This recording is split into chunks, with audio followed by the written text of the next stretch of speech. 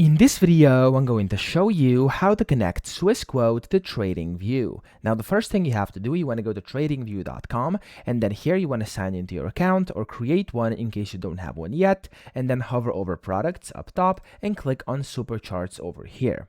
What this will do here, it's going to take you to the charts. You want to click on Trading Panel at the bottom left, and then you want to click on this button, which will maximize it so we can see it full screen.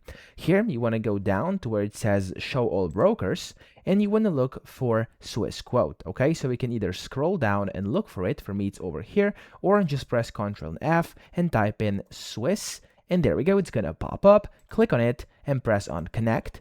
And this will take you to a separate website over here where you basically have to sign up using your username and password, press login, authorize access, and then you'll be able to use it right here on TradingView with your Swissquote account. So that's how you do it. I hope this video helped you out. If it did, please subscribe to the channel and help me out as well.